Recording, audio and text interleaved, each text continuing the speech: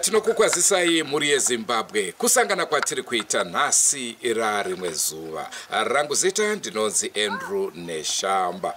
Tadzoka zvakare nzvimbo yekuVenice kuKadoma. Ndofunga munotondera tichikupai nhau makore mairi matatu apfuurayo, nhau yemufundisi akanyura mumvura yevanhu vakazopedzisira vakuenda chinotsvaga munhu mumvura nematochi.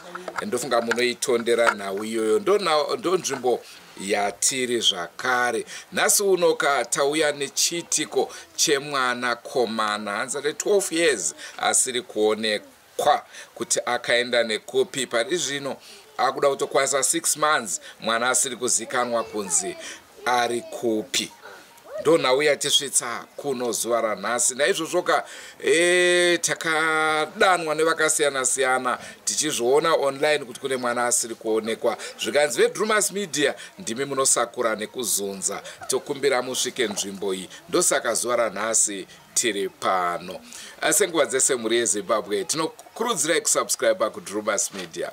Drumas Media, taking you to another level.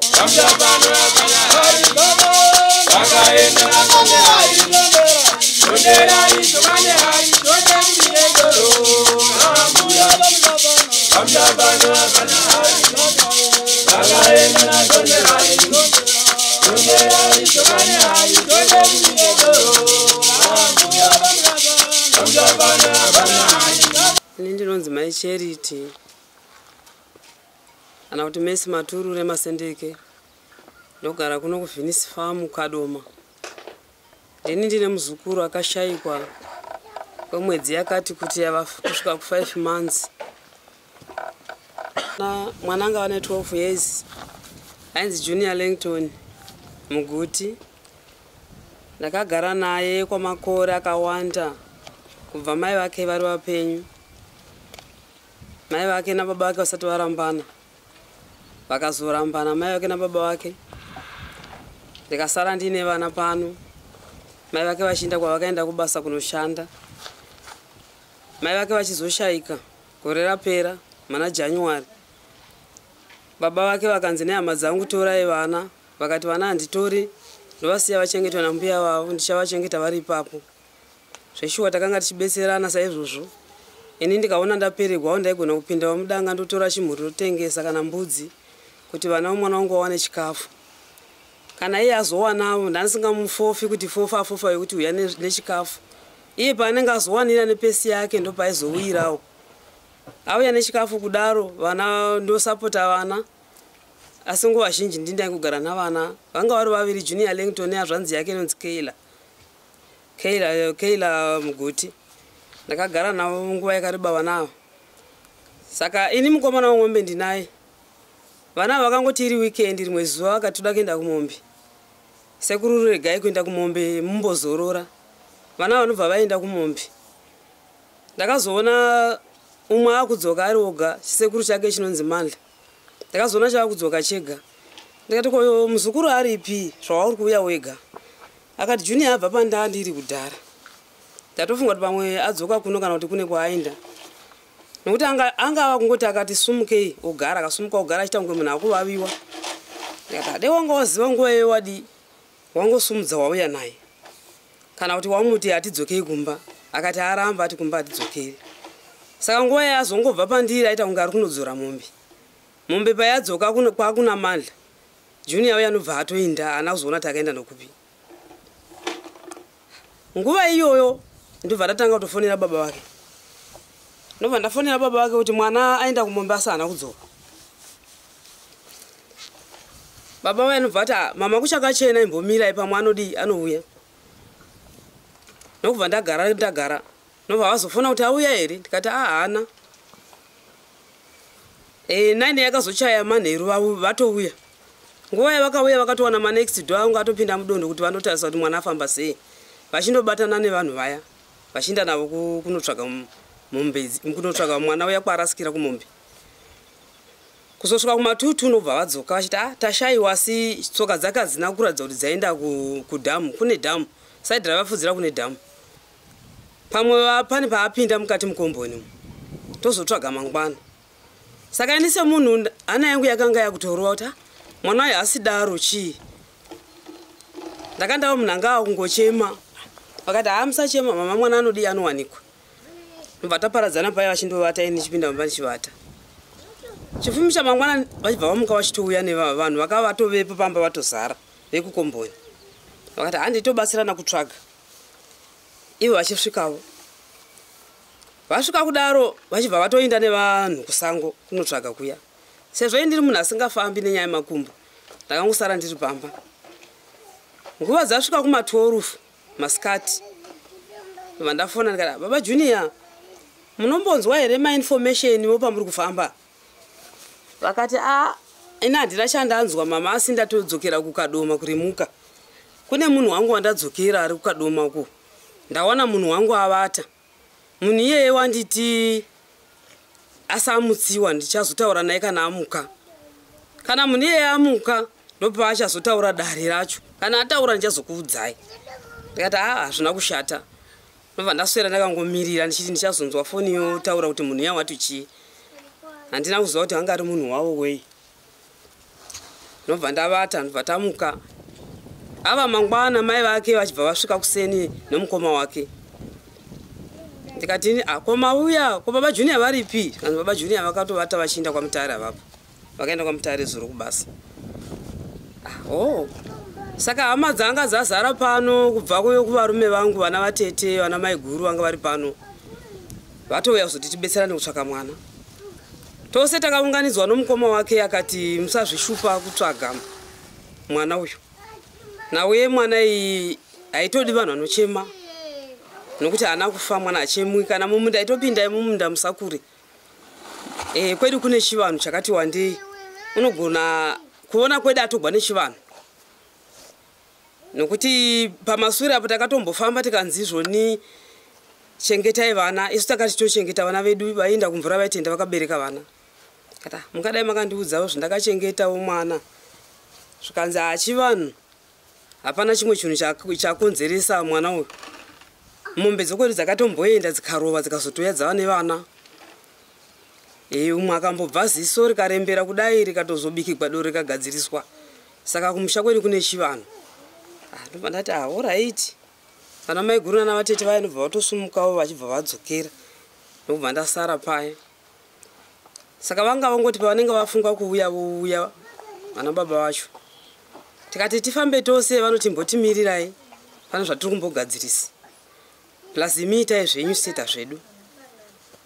Ndobva nyaya yangu guma yakadaro. Ndobva akazoita mwedzi ne2 weeks. Ndobva vakazouya. Vakati vakananga kwachairman. Kwavidgo chairman. Vakati tauya vidgo chairman tiri kuda kubatsirwa kutsvaga mwana. Ndava kuda kutsvaga pane mwana wangu kana pane mapfupa kana pane chii. Ndione kuti mwana wangu akafamba sei. Ndikuda kuti mbeya mwana watibetsere kutsvaga. Nzira yakasungunuka yamungakwanisa kutsvaga naye ndeipi. Ndikati adzose. Vakati alright vanhu tawirirana paya. Vavaenda vakaenda 2 weeks. Kunotsvaga vanhu kubatsira. Ndobva vakazouya nen'anga yavo yavaiti vabva nayo kuMozambique. Saka iniwo somunhuwo ndinoenda kuchechi ndakaendawo kuchechi. Ndikabva ndanzi mukarega vanhu vakauya vakakusha mushonga pamba nokupinda mumba. Ndaona maitigwa masaramuisi mukaitigwa zvinhu zvisipo. Vanogona kubuda nechimwe chinhu chavanenge vakagadzira voti ndo chakadya mwana mumba. Kureva zvipfuwo zvose zvinogona kuenda. Nokubva ndateererawo kutaurawo kwomweya. Plus vokumusha vana bhodhi ndandisina kuvaudza kuti pachauya vanhu vechivanhu. Nokubva vauya vaya vanhu ndobva ndaona kuti munomumba pamumba chamumba hamuna mwana. Hamungapindi mumba kana kukusha mushonga. Imi kamuchita zvamunoita itai. zvisizvo kupisha mushonga kana kupinda mumba. Kana mune chinhu munogona ngochidhonza chinhu chacho chikabuda kapashi. Vatatanga kupesana ipapo vanhu vakanga vatiwa kunze kwegedhi. Ndikati mozviita kupi kunze kwegedhi uku? Ndopatatanga kutopesana ipapo zvokutoti mukwasha akapesera ungondishaudha achituka achitaura zvaanoda. Achibva atora mwana wake musi iwoyo akanga asara musikana uyu. Akati panapa usari pano ndakutokutora unoda kujiwa here sebhurera. Ujiwe sehuku pano usikuona kuti azvanzi yajiwa pano. Mai vakajiwa pano iwoda kujiwa futi pano. Handina kukwanisa kupindura ndakangonyarara. Kanzi mai uya ndauya neshuga dzangu panapa muchidya. Ndichikuchengeta nichita sei? Kata mwanangu kundichengeta kwawaita kwanga uchengeta wana wako ani ndaichengeta wana wako.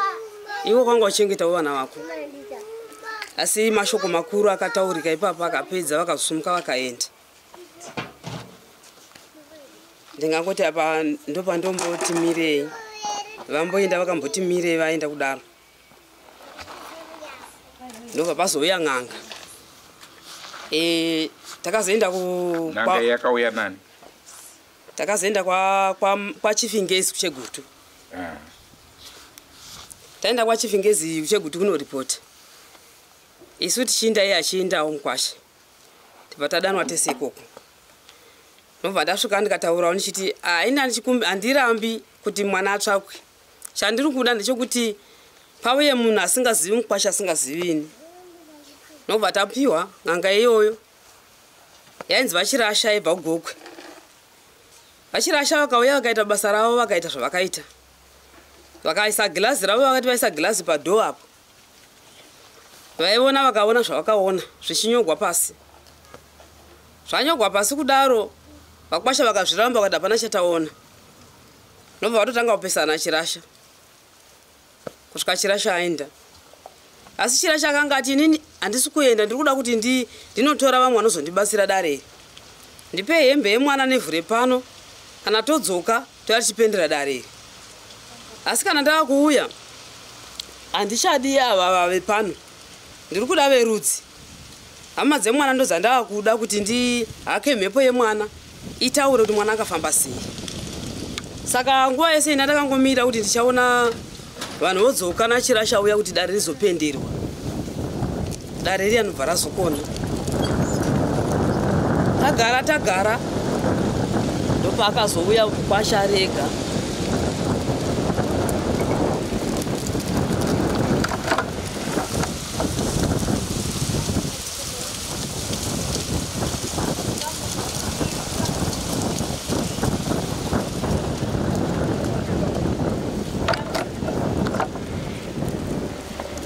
Mukwasha uya gara kudaro. Akazouya achiti mhai ndauya ndokumbira kuti titaurira ndokumbira regerero. Mawira ndakaita pokutanga asiriwo. Pamunombofamba muri kunziwo chii? Ndikati ndakafamba paviri pandakafamba. Pana mai vandaingonzi ndiwo sati singazivi kuti chokwadi here nokuti pamwe manenge achingori makuwa. Vaprofita ava vaitanga vasvikira muvanhu. Saka nyaya yese zvayakanga iri nyaya yakanga yagara yangotaurwa. Handizivi kuti chaitaura ichokwadi here vaprofita ava. Iye nobva ati chero ndinobva ndofamba ndozvandiri kungonzwawo. Saka mamadini kuti vanhu vacho vakasire sezvo vari vanoziva nyaya yacho. Vatore mwana nguva yareba mwana ari pai ari musango. Ndopa akazouya chifumi chamangwana. Akauya nemaprofita vakauya navo. Vakauya vakati tondokumbira masvikiro enzvimbo ino ndochokutanga. Kana takumbira masvikiro enzvimbo ino tosiya tavaka minamato. Tavaka minamato tozoya after 3 weeks. Ndopa vakazouya after 3 weeks. Vauya after 3 weeks ndobva vanhu vakwira mugomo. Vakwira mugomo vakavata varimo vachiimba. Kusvika nguva dzinedzi dzokuma 1-2 tichingori ikoko. Takatozoburuka kuma 5 mugomo. Vaprofita vachipinda mwena vachibuda. Asi vakasvika pakuti mwana tiri kumuona arimo. Akakombewa nenyoka. Asi pare hapasvikiki. Tachikumbira vane masimba. Tikawana vamwe vane masimba vaviri vatatu kuti tiwane mapindire kuti mwana abude. Unogona kubuda asi mwana tamuona arimo. Ndomatsanangurira akaita maprofita. Ko vakwasha pavaiti chivanhu chekwedu ko kana changa chiri chivanhu chikwavo vakazodzoka sei vakuti ngatitsvagei mwana iwo achiziva kuti mwana atorwa nechivanhu chekwavo? Ipapo ndo pari kundinetsa nokuti chero iye zvino statement yavakanga vachitaura pakutanga vava kutoinzvenga vava kuiramba.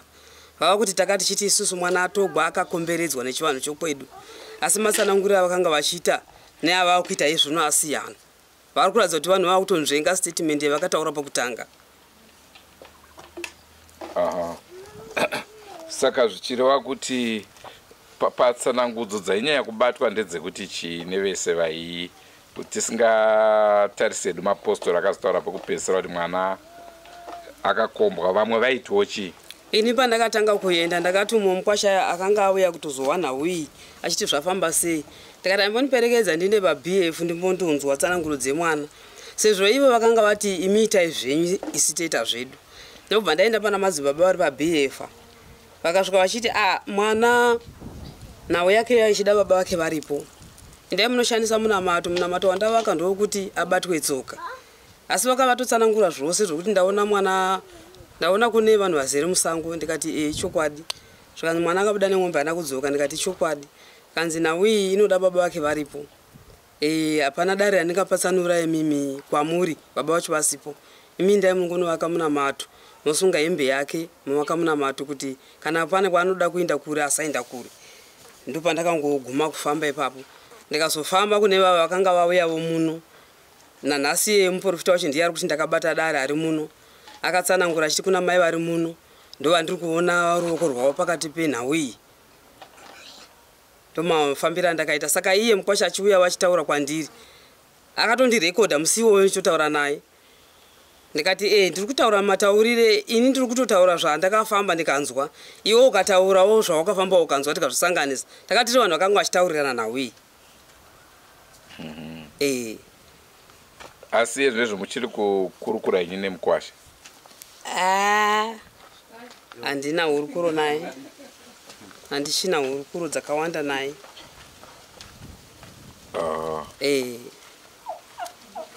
Asi pasina kuti zvekunzwa kumaprofita, zvekunzwa kun'anga, imimi sekufungawo kwenyu, chii chinogona kunge chakaitika kumwana? Ini ndinotoshayiwa kuti chii chakaitika. Kuti nditi ndikapatsanura kuti chakaitika chii ndiri kuchishaya. Asi chandaifunga semunhu, ndakanga ndichifunga kuti mukwasha achauya kuti mai, zvokwadi ndimama nemwana. Zvaitika mazviona. Uyai tifambe mama titsvake zvaitika pamwana. Ndo yakanga iri shuviro yangu. Ini kufambisa handikwanisi kana kufamba handikoni. Asi ndakatarisira kuti nhau iyi tifambe tiri pamwe chete. Titsvake nhau. Chaendesa mwana ndichataida kuti titsvake tose. Ndakatomira kudai ndiri mai vemwana. Iye anga ari baba vemwana. Mai uyai tifambe tose titsvake kuti chaita kuti mwana abve pamba chii. Nokuti neniwo kubva zuva iroro zororo handina kusvika nanhasi. Mwana wangu akafa gore rapera. Gore rino ndikati ndazviona zvaitika sezvo ndasara nevana ndachivaraigwa nevana ava vari vaviri. Ndakatesa mwoyo wangu pavana ava. Saka mwana ndozongoenda wongoenda zvachose adzoki. Saka ndaingoshuvira kuti dai angouya ati mai hatifambei tose. Chero tainosvika kure. Taenda kure tose iye namai vake ini ndowana umwe wangu. Toita 4 tofamba toenda kundotsvaga. Chokwadi achidi kutsvagwa pedo pavanhu vanotiziva. Ndingangu ndo matauriro angu andinawo iwawo. Mwana wenyu akafa sei? Mwana wangu akanga atoroorwa kumwe saka akaita pamuviri. Paakaita pamuviri pakubatsirwa ndo paakazoshayiwa. Ndine chikumbiro kuhurumende kana kune vanokwanisa kundibatsira. Dai mandibatsira nenhau iyi. Ndapinda panguva yakaoma kushungurudzwa.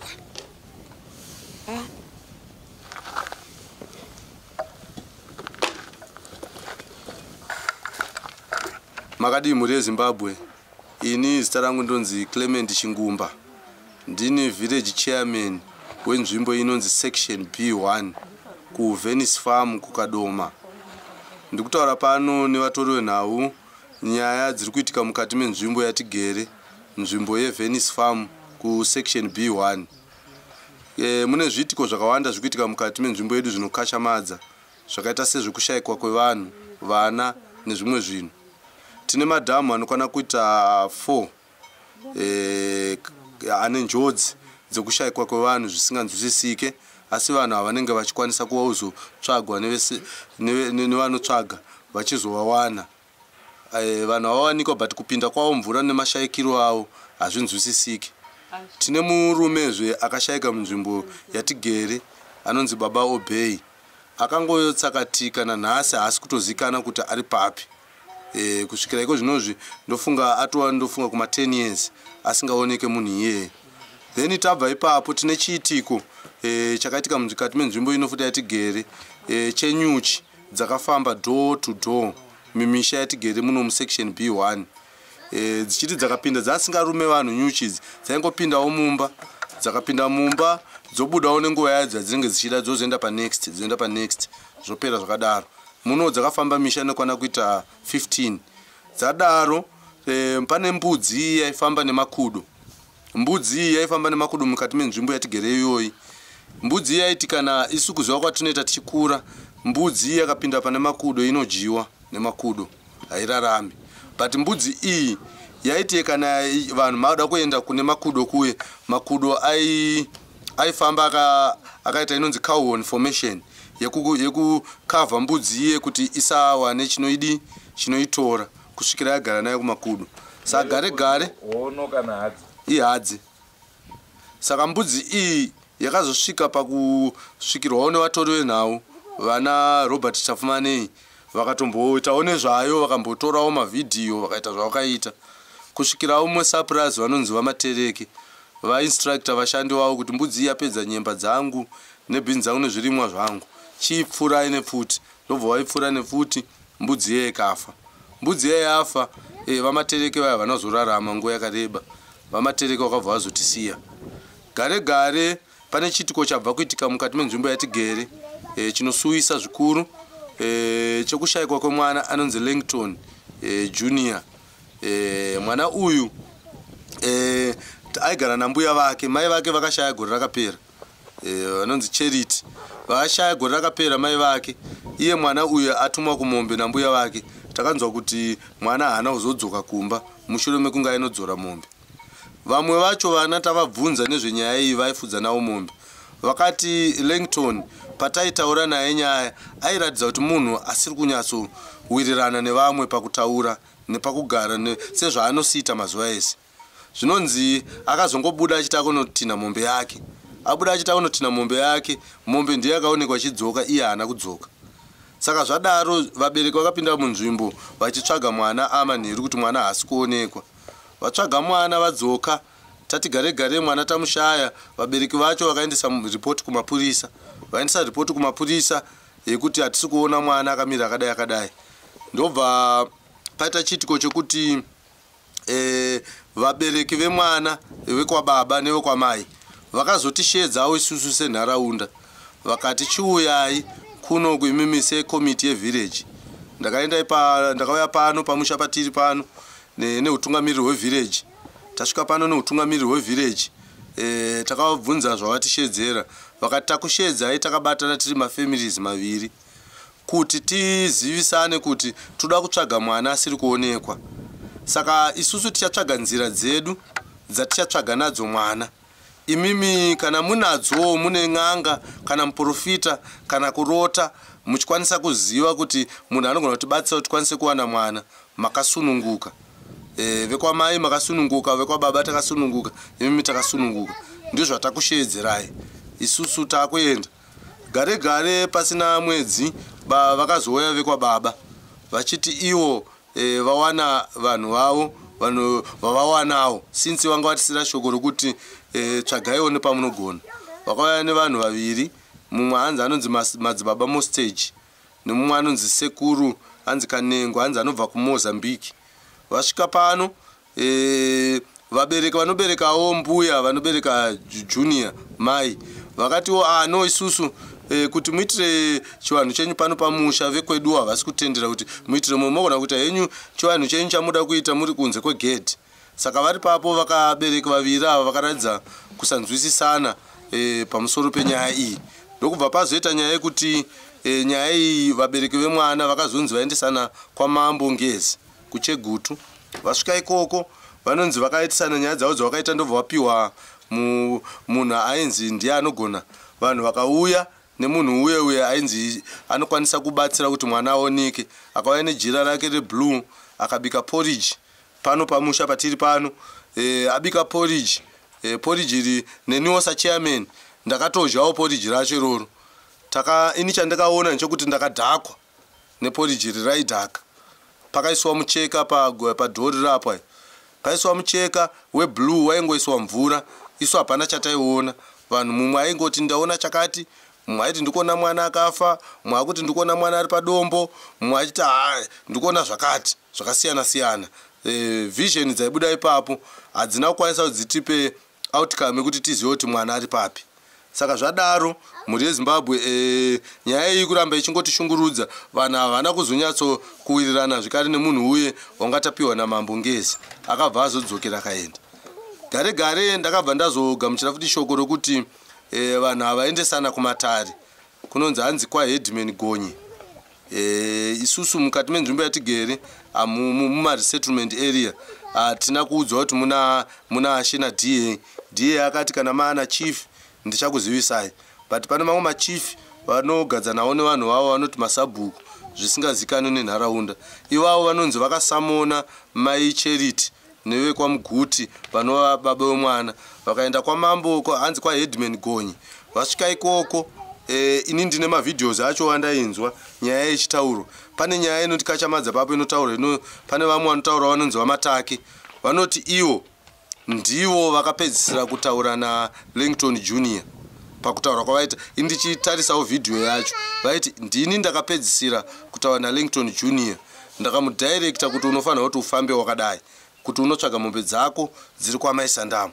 Saka ndandiri kukumbira mhuri yeZimbabwe kuti kana ivo vamatake vacho vakapedzisira kutaura nemwana, mumwe munhu futi anofanira kukwanisa kutizivisa kuti mwana akafamba sei uyezve mwana ari kupi, ivo vari ndivo vakapedzisira kumuona nekutaura naye. Saka pechipiri vanonzi vakazoshedza matare. Mai Charity vacho vanonzi vanga vasipo padare rekutanga. Dare rechipiri vakazoendazve. Vaenda padare rechipiri ndakaona kunetsana kwanga kuripo kukandidzana mashoko kusvikira vasvika pakunzi mumwe womutauri akapedzisa kutaura akati ndaona kuti mambo vakundikana, mambo wenzvimbo ino vakundikana kuhendera nyaya iyi nekuti hapana chinobatika chatiri kuona pamusoro penyaya iyi yekushayikwa kwemwana anonzi Langton Junior. Saka vanhu vakanzi vakadzoka, vanhu vadzoka hanzi vakaenda nemadzimambo yacho hanzi kumakomo. Vaenda kumakomo ikoko isu sevillage hanzi vakati mavillage committees musavazivise nekuti mapoliticians. Saka isi takabva tangonyarara, asi mavideo yavo tichimaona vanongotaura kuti ndezvemadzishe ndiyo achiri kuita zvekutsvaga mwana kuti ari papi. Ini ndiri kunetseka mhuri yeZimbabwe kuti Zimbabwe inoyi nzvimbo yatigere inoyi idiki diki inoshayikwa mwana akadaro. Taakutocha munzvimbo inoyi kutuma vana kumombe kuarea iyo yesango iroro. But ini maonero yangu ndichitaura ndichipendera nyaya yangu ndikuona kuti nzvimbo inoyi ine zvinhu zvinoyera zviri mukati menzvimbo inoyi. 1 zvinoita kuti vanhu vashayike mumadhamu yanga ndichitaura haye. 2 kutsakatika kwomurume wandiri kutaura iyeyi ndichingodaro. Saka ndo zviri kundishungurudza mumhuri yeZimbabwe nekuti dai nyika yaikwanisa kutibatsira, paine kana n'anga kana vaprofita vechokwadi vakwanisa kutibatsira nechiitiko ichi, noti kushayikwa kwemunhu kunorwadza kwakasiyana nekuti ihuku isiri kuonekwa. Huku chayakashayikwa namombe ikasaonekwa vanhu vanonetseka, but uyu munhu mwana wataiziva ari mukati menzvimbo yedu asiri kuoneka. Taikumbirisa zvikuru rubatsiro runogona kutipa chinoita kuti tikwanise kuziva kuti mwana ari papi. Tinotenda zvikuru, ndo mashoko andinawo mhuri yeZimbabwe. Nzvimbo ino yatiri haisiri here yakamboitika nawo yevanhu vakarumwa nenyoka vaida kutora goridhe mubako? Haisiriyo. Haisiriyo. Ndofunga manzwa zvataurwa neutungamiri, zvataurwa nagogo pano kuti zvakafamba sei. Ndo mamiriro akaita nyaya pari zvino.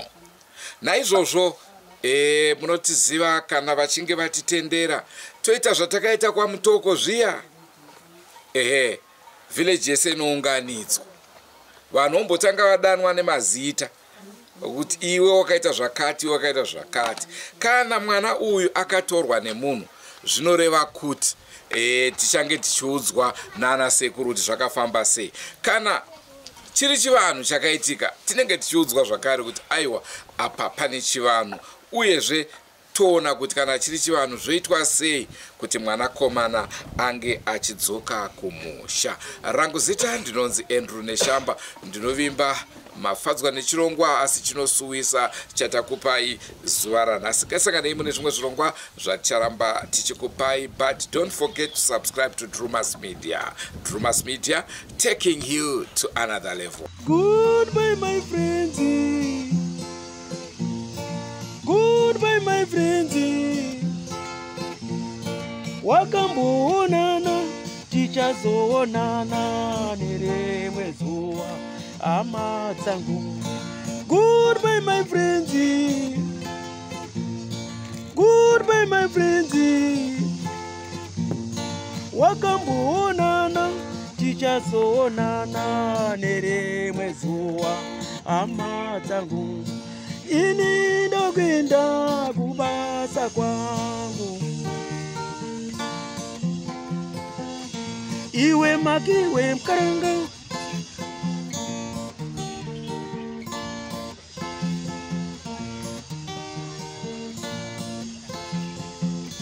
iwe makiwe mkaranga, iwe makiwe mkaranga.